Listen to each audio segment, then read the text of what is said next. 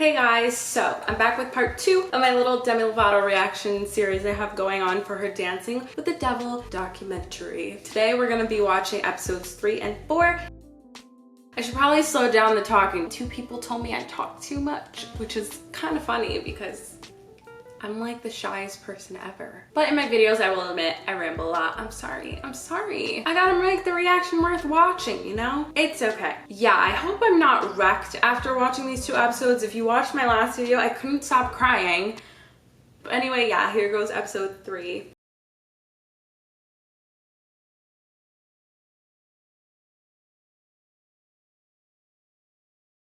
My OD was obviously hard on me, but it also had some serious repercussions for the people closest to me. I got like death threats. People showed up at my apartment to like threaten my life. Oh my God. That girl seems so sweet. Why everybody eating her up? That was really challenging for her. It was challenging for anybody that stuck by my side through that period. Demi Lovato is so pretty without makeup on. Yeah. And the only reason why I'm not crying is because if I start, I won't stop. I'm trying really hard. It sucks too because it was her birthday party. It was her party. I mean, not that that really had anything to do with it. She was the one contemplating staying at Demi's house that night but didn't end up doing it. But I can't even imagine. I didn't want to say it in my last video because I didn't want it to seem like she should feel guilty. But oh shit, I'm talking a lot again. I'm sorry. I couldn't even imagine like how heavy that must have weighed on her heart for a long time afterward. Not that it should, but it's hard not to think about those what if scenarios, you know, especially with anxiety.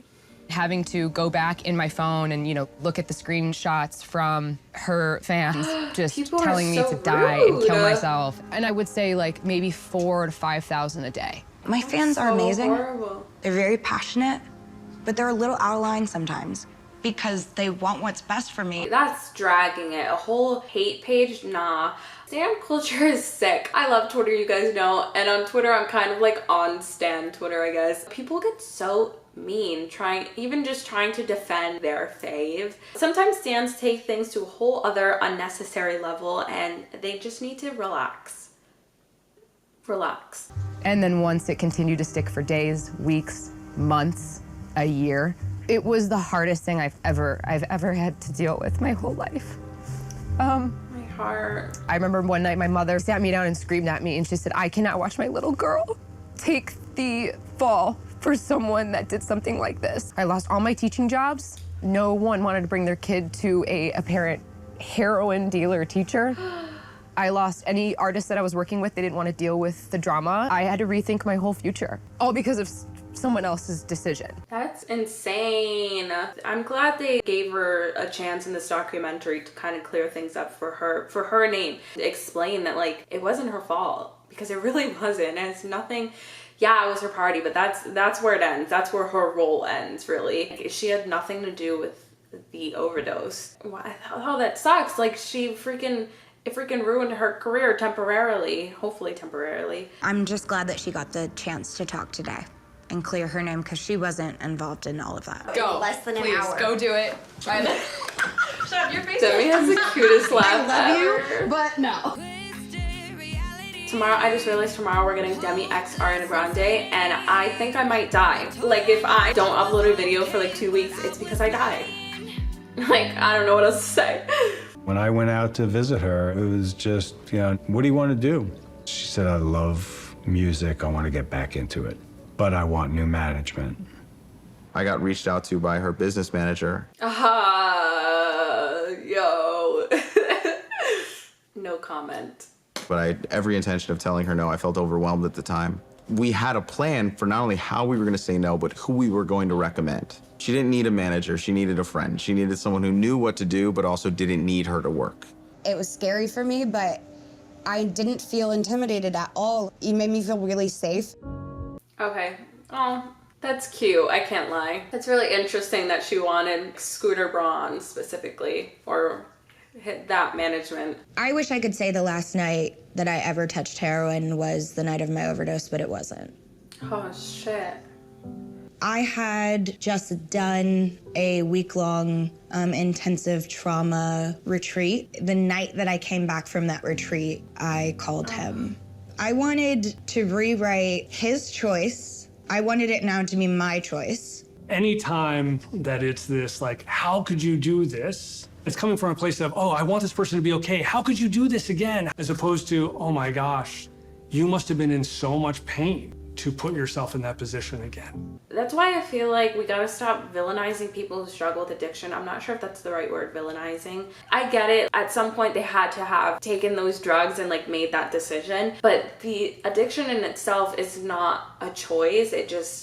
It's like a disease, a sickness, and it's hard to understand from an outside perspective. I don't know anyone personally, but I'm just like Sarah was saying, I forgot how you pronounce her name, but like nothing shocks her anymore because it's, you know, you can't really expect a linear trajectory of recovery. It's not that easy.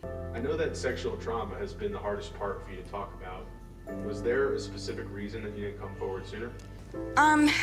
Honestly, ever since I watched Rihanna and her pictures get leaked after the Chris Brown incident, I was very uncomfortable with even more of my story playing out in the press, and then also people maybe not believing me. And I know what I'm about to say is going to shock people too, but when I was a teenager, I was in a very similar situation. I lost my virginity in a rape.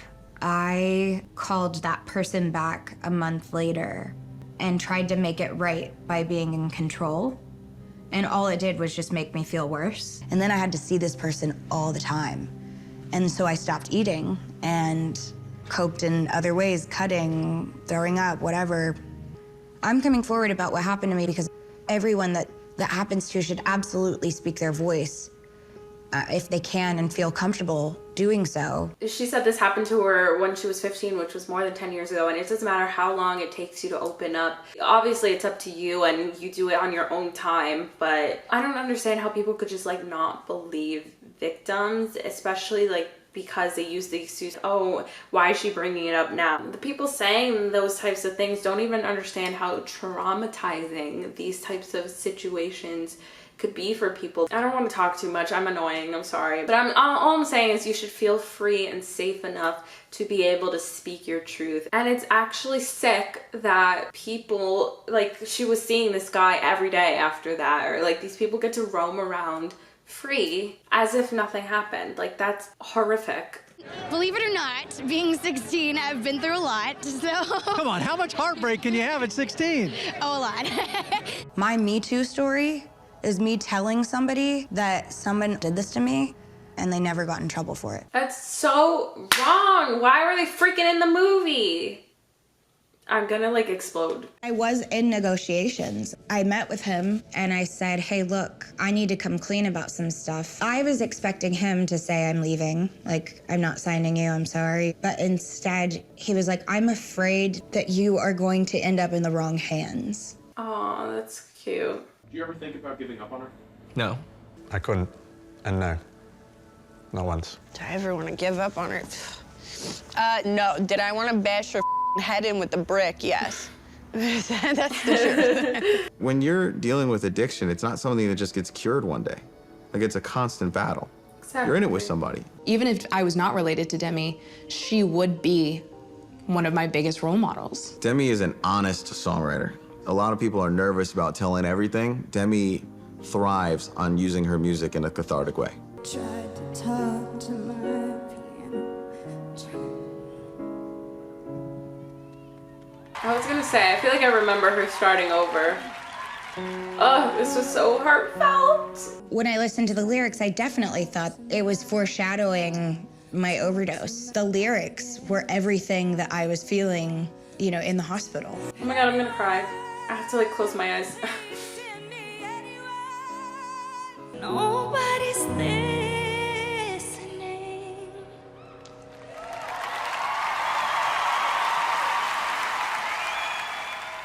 Just to be there and hear her voice so is pretty. moving in itself.